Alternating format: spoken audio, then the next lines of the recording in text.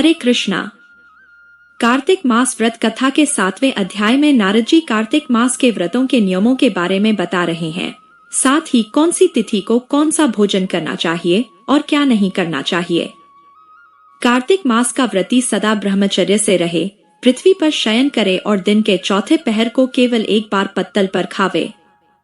दोस्तों, 7वां अध्याय शुरू करने से पहले आपसे निवेदन है, इस वीडियो को लाइक करें और चैनल को सब्सक्राइब कर दें। चलिए अब शुरू करते हैं। श्री नारद जी बोले, हे राजन, अब कार्तिक मास का व्रत करने वालों के नियम सुनिए। मैं संक्षेप में कहता हूँ। जो व्यक्ति कार्तिक मास का व्रत करता हो वह सब तरह के आमिष, उर्द, मधु, राई, खटाई तथा मदकारी वस्तुओं का भक्षण न करे। वह व्रत करने वाला दूसरे का अन्न ग्रहण न करे, किसी से विद्वेष न करे तथा तीर्थ के अतिरिक्त विदेश न जाए। देवता, वेद, ब्राह्मण, गुरु, गौ, व्रती, नारी, राजा तथा गुरुजनों की निंदा न करें। कार्तिक मास का व्रत करने वाला दाल, तिल, तेल, पकवान, क्रय किया हुआ पका भोजन ग्रहण न करें। निंद्य भावना, कुवाच का त्याग करें। किसी भी जीव का मांस, चूना, जंबीरी, नींबू, मसूर, बासी तथा जूठे अन्न का परित्याग करें। बकरी, गाय तथा भैंस के दूध के अतिरिक्त किसी अन्य पशु का दूध आमिष समझें। ब्राह्मण द्वारा क्रय किए गए सभी रस, गुड़ आदि, सांभर, नमक आदि का परित्याग करें। तांबे के पात्र में रखा हुआ पंचगव्य, अत्यंत लघु, गड्ढे का पानी केवल अपने ही लिए पकवान आमिष कहा जाता है। कार्तिक मास का व्रती सदा ब्रह्मचर्य से रहे, पृथ्वी पर शयन करे और दिन के चौथे पहर को केवल एक बार पत्तल पर खावे। कार्तिक का व्रती नरक चतुर्दशी को तेल लगावे। इसके अतिरिक्त दूसरी तिथियों में तेल लगाकर स्नान वर्जित है। कार्तिक व्रती मनुष्य सिंघाड़ा, कोहड़ा, प्याज, भंटा, गाजर, मूली इन सब वस्तुओं को ग्रहण न करें। लौकी व भंटा, कोहड़ा, कटेरी का फल, तरबूज तथा कैत इनको कार्तिक मास का व्रती के लिए वर्जित है। व्रती मासिक धर्म के समय स्त्री से, चांडाल पापी, ब्राह्मण द्रोही और नास्तिकों से संभाषणी न करें।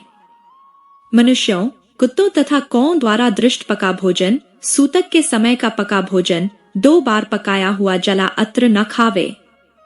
अपनी शक्ति के अनुसार कृच्छ, चांद्रायण आदि व्रत श्री विष्णु भगवान की प्रसन्नता हेतु करें और पूर्व वर्णित नियमों का पालन करें।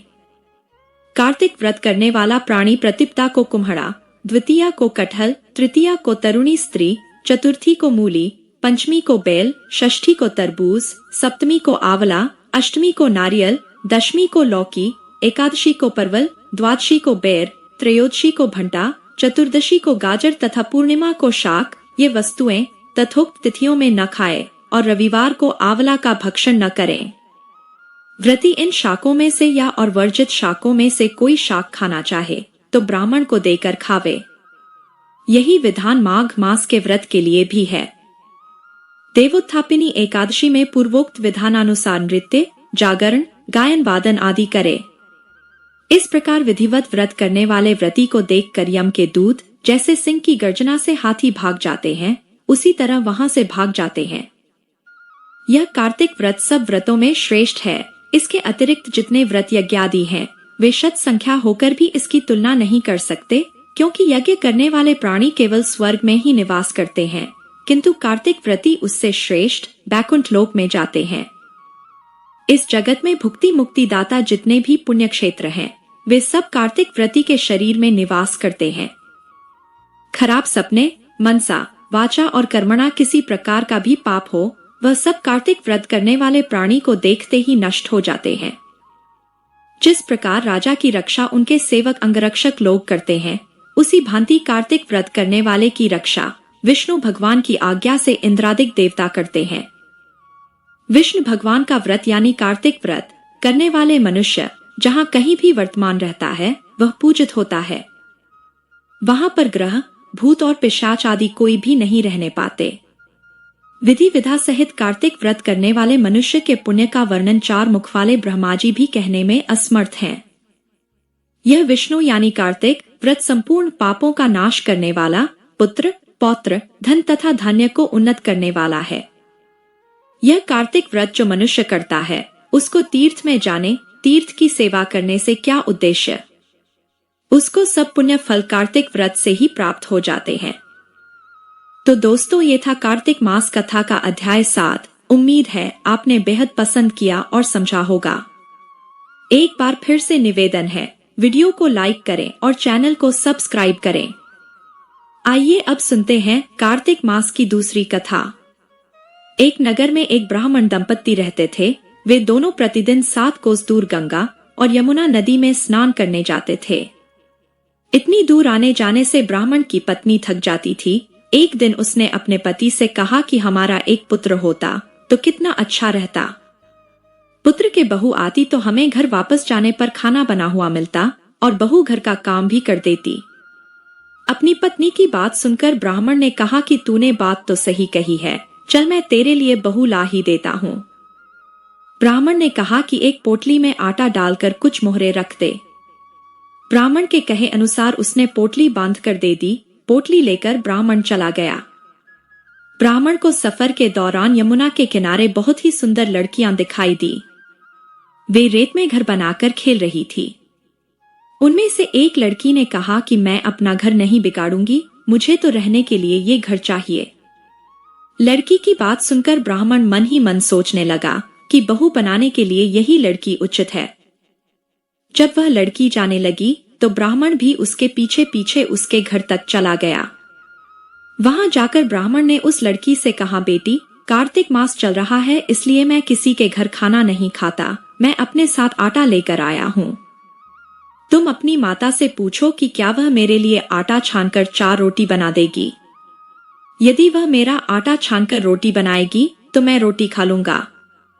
लड़की ने जाकर अपनी माँ को ये सारी बात बताई। माँ ने कहा, उचित है, जाकर ब्राह्मण देव से कह दो कि वह अपना आटा दे दें, मैं रोटी बना दूंगी। जब वह आटा छानने लगी तो आटे में से मोहरे निकली। वह सोचने लगी कि जिसके आटे में इतनी मोहरे हैं उसके घर में कितनी मोहरे होंगी। जब ब्राह्मण खाना खाने बैठा तो लड़की की माँ ने उस ब्राह्मण से पूछा, क्या आपका कोई लड़का है और क्या आप उस लड़के की सगाई करने जा रहे हो? यह सुनकर ब्राह्मण ने कहा कि मेरा लड़का तो काशी में पढ़ने गया हुआ है, लेकिन यदि तुम कहो तो खांड कटोरे से विवाह करके तेरी बेटी को अपने साथ ले जाऊं। लड़की की माँ ने कहा, ठीक है ब्राह्मण देव। इस पर लड़की की माँ ने लड़की की खांड कटोरे से शादी करके ब्राह्मण के साथ भेज दिया। ब्राह्मण ने घर आकर कहा, रामू की माँ दरवाजा खोलकर देख, मैं तेरे लिए बहू लेकर आया हूँ। ब्राह्मण की पत्नी भीतर से ही बोली, हमारे तो कोई बेटा बेटी नहीं है तो बहू कहाँ से आए। दुनिया ताने मारती थी, अब आप भी मारने लगे। ब्राह्मण ने कहा, तू दरवाजा खोलकर तो देख। जब ब्राह्मणी ने दरवाजा खोला तो सामने बहू को खड़ी देखा। उसने बहू का स्वागत किया और आदर सत्कार से अंदर ले गई। अब जब ब्राह्मण अपनी पत्नी के साथ नदी स्नान करने जाता तो पीछे से बहू घर का सारा काम करके और खाना बनाकर रखती थी। वह उनके कपड़े धोती और रात को हाथ पैर भी दबाती थी। इस तरह बहुत दिन बीत गए। ब्राह्मणी ने अपनी बहू से कहा कि बहू कभी भी चूल्हे की आग मत बुझने देना और मटके का पानी खत्म मत होने देना।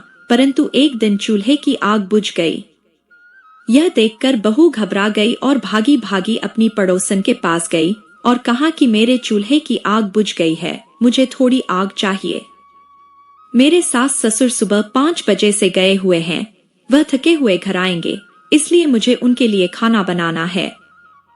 यह सुनकर पड़ोसन ने कहा कि तू तो बावली है, तुझे यह दोनों मिलकर पागल बना रहे हैं। इनके कोई पुत्र नहीं है, ये नी संतान है। बहू ने कहा, नहीं ऐसा मत बोलो, इनका बेटा तो बनारस काशी में पढ़ने गया हुआ है। इस पर पड़ोसन ने कहा कि यह तुझे झूठ बोलकर लाए हैं, मेरी बात सच मान, इनके कोई बेटा नहीं है। अब बहू पड़ोसन की बातों में आ गई और कहने लगी कि अब आप ही बताओ मैं क्या करूं।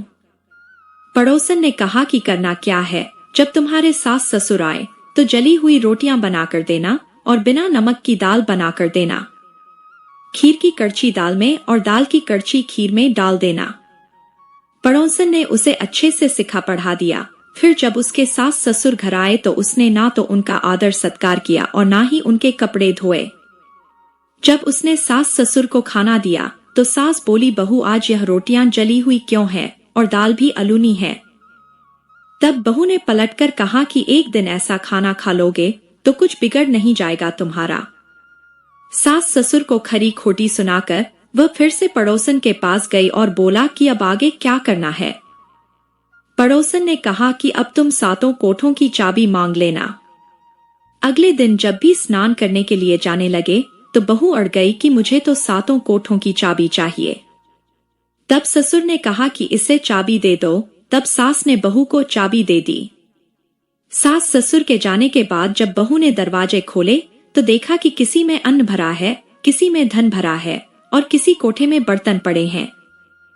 जब उसने सबसे ऊपर का 7वां कोठा खोला तो देखा कि शिव जी, पार्वती माता, गणेश जी, लक्ष्मी माता जी, पीपल पतवारी, कार्तिक के ठाकुर, राई दामोदर, तुलसी जी का बिड़वा, गंगा यमुना और 33 कोटि देवी देवता विराजमान है। वहीं पर एक लड़का चंदन की चौकी पर बैठा माला जप रहा है। यह सब देखकर उसने लड़के से पूछा कि तुम कौन हो। तब लड़का बोला कि मैं तेरा पति हूँ, अभी दरवाजा बंद कर दे। जब मेरे माता पिता आएंगे तब दरवाजा खोलना। यह सब देखकर बहू बहुत खुश हुई और 16 श्रृंगार करके सुंदर वस्त्र पहनकर अपने सास ससुर का इंतजार करने लगी। उसने अपने सास ससुर के लिए अच्छे अच्छे पकवान बनाए।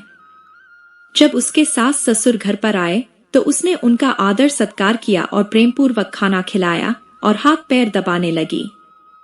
पैर दबाते दबाते बहू ने कहा कि माँ, आप इतनी दूर गंगा यमुना स्नान करने के लिए जाती हो तो आप थक जाती हो, इसलिए आप घर पर ही स्नान क्यों नहीं करती हो। यह सुनकर सास कहने लगी कि बेटी, गंगा यमुना घर पर तो नहीं बहती है। तब उसने कहा, हाँ माँ जी बहती है, चलो मैं आपको दिखाती हूँ। जब बहू ने 7वां कोठा खोलकर दिखाया तो उसमें शिव जी, पार्वती जी, गणेश जी, लक्ष्मी जी, पीपल पतवारी, कार्तिक के ठाकुर, राई दामोदर, तुलसी जी का बिड़वा, गंगा यमुना बह रही है और 33 कोटि देवी देवता विराजमान है। वही चौकी पर बैठा एक लड़का माला जप रहा है। माँ ने उसे देखकर कहा कि बेटा तू कौन है। लड़का बोला, माँ मैं तेरा बेटा हूँ। तब ब्राह्मणी ने पूछा कि तू कहाँ से आया है। लड़के ने जवाब दिया कि मुझे कार्तिकेय ने भेजा है। माँ ने कहा, बेटा यह संसार कैसे मानेगा कि तू मेरा बेटा है।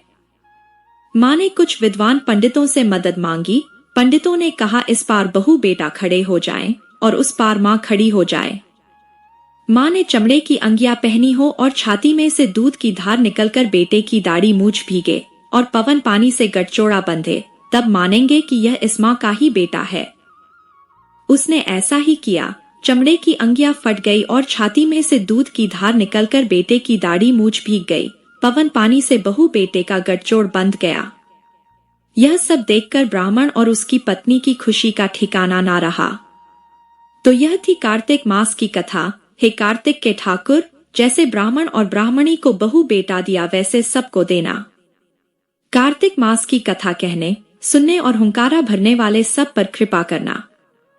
हिंदू धर्म में कार्तिक माह को साल का सबसे पवित्र महीना माना गया है। ऐसा विश्वास है कि इस महीने में भगवान विष्णु स्वयं जल में निवास करते हैं, इसलिए इस समय किया गया हर पुण्य कर्म कई गुना फल देता है।